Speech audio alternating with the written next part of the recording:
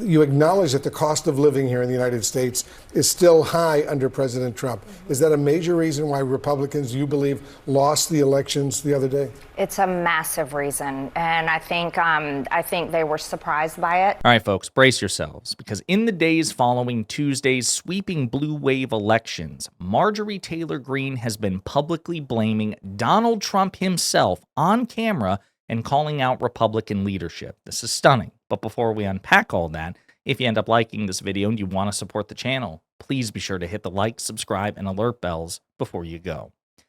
All right, friends, we have several clips to go through, multiple days worth. In fact, she has been on a tour calling out Trump and the Republicans, and we're going to jump into it because she makes it very explicit. We spoke the other day, last month. It was relatively recently.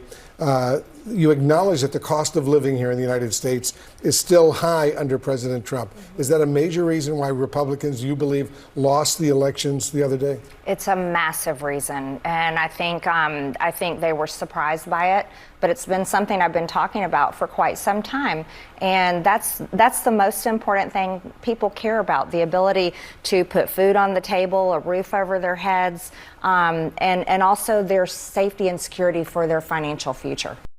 I want to stop right there. We could just end the video there. We're not, because we have plenty more where that came from. But again, folks, you don't have to read in between the lines. You don't have to make vague interpretations. We're not exaggerating. There's no hyperbole. She explicitly states two things. Cost of living under Trump is still very bad, and it is a massive reason why Republicans got their asses kicked on Tuesday. So she's acknowledging the defeat. She's refusing to downplay it, as you'll see in subsequent clips, and she explicitly ties it to Trump and his failure to deliver on his campaign promises, which is, again, something else she makes abundantly clear in subsequent clips. Can you imagine how pissed off Trump is at this moment? I can just imagine to be a fly on the wall when he saw this shit. Because remember, she wasn't just a MAGA Republican congresswoman. She's one of the biggest fundraisers in the party and one of his top allies. So the rebellion continues. Here's another clip. Speaker Mike Johnson, Senate Majority Leader Thune, and Vice President J.D. Vance, they all downplayed the election results, disputing that this is a broader wake-up call for your party. Are they wrong?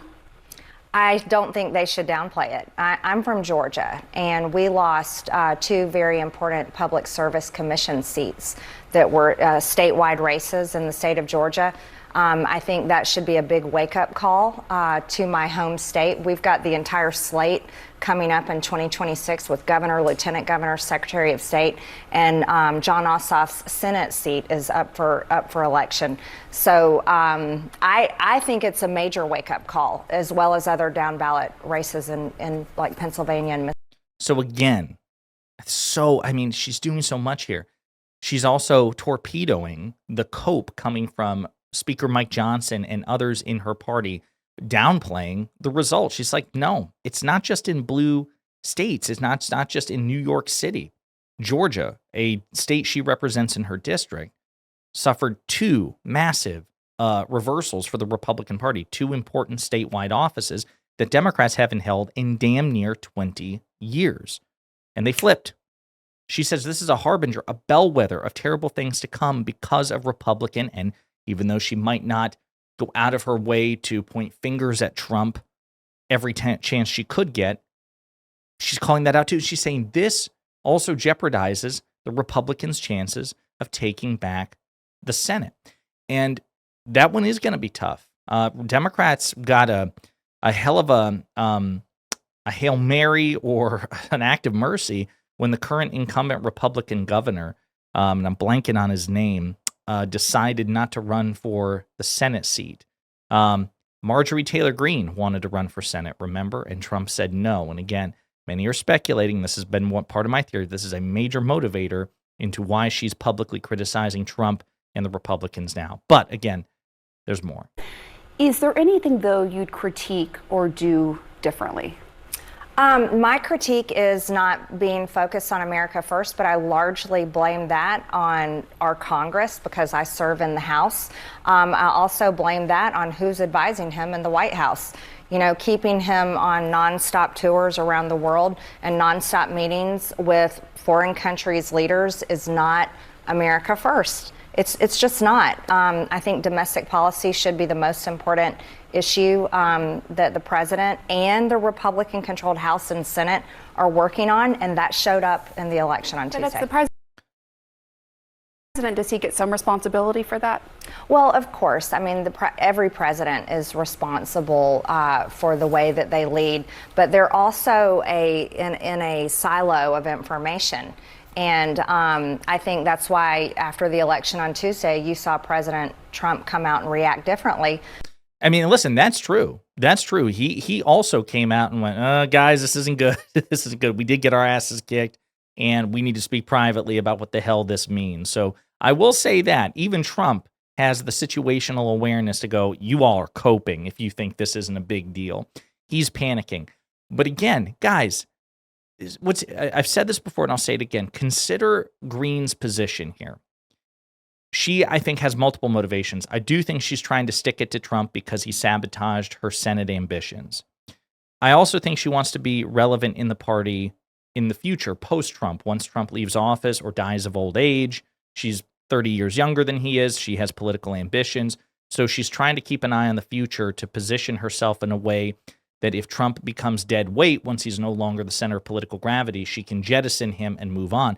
And then the other thing is, there's also this recognition that he's still the center of power now. So she has to be careful about what she says and how explicitly she blames him. This is what the clips that you've seen in this video are by far the most explicit she's been in her criticism, her direct criticism of Trump, and to say this is not America first. But what's interesting is in order to keep that relationship at least viable in the short term, she has to go out of her way. It's his advisors. There's this expression called bad boyar, good czar, right? And it kind of speaks to this idea that when you're in a cult of personality or in a totalitarian regime, you can never, and certainly not easily, even if you can, you certainly can't easily blame the leader who is ultimately responsible. So what you got to do is blame his advisors, right? That's what she's doing. And to her credit, though, when pressed, like, well, come on, Trump's 80 years old and the president of the United States. Isn't he somewhat responsible? Marjorie's like, yeah, I guess. Yeah, a little bit. Let's continue. May not know this, but I ran for Congress in 2020 frustrated with my own party. I feel like many Republican candidates, they campaign one way, and then when they get power, they do nothing with it, or they never fully deliver what they promise to the American people. And I think there are many voters right now, and I think that showed on Tuesday, that genuinely feel that way. I represent Americans that are really done with foreign wars and foreign policy, really want to focus on our own problems, our issues. She's just nonstop. I'm telling you, it's an embarrassment of riches. It's an embarrassment of riches. Oh, here's another one. On News Nation, those were CNN clips. Well, she was interviewed on News Nation as well. She also criticized Trump and the Republicans. Do you believe that the president is simply not seeing what's happening out there with prices, with bills, and with healthcare affordability? Well, I posted earlier that I believe the election yesterday was a referendum on not delivering what November 2024 was about. Ouch! Ouch! I love it. I love it. Okay, we're gonna play. I'm telling you, we could keep doing this forever. I think that we're gonna play one last clip. She's asked about the Epstein files, and again, she's one of 4 Republican lawmakers to co-sign an otherwise fairly partisan. I mean, every Democrat's voting for this, and only 4 Republicans. But it is a bipartisan discharge petition to force the release of the Epstein files. We'll close with this. Is the need for more transparency around the Epstein files. You even told us last month that you're concerned about threats because you want to expose some of the people in power who were on Jeffrey Epstein, who was part of Jeffrey Epstein's ring. According to the survivors, there's a list of men they haven't released yet. You said you're willing to read that list on the House floor. What more can you tell us about that and the names? Oh, I told the lovely women that I met that are victims of Jeffrey Epstein, they also say they are victims of another group of men, one that they're afraid to list publicly, and I told them that I'd be happy to read that name on the House floor for them. There hasn't been any movement forward on that. Of course, that's up to those women and that's their decision. However, I remain steadfast in my belief is that all of this information should be released. No one should be protected. That's completely unfair.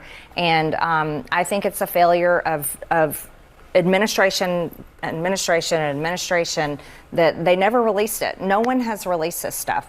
And so this is something that the American people are extremely angry about. I think it also played a part in Tuesday's election of why some people are just mad and they don't want to go vote. And it's not going away anytime soon.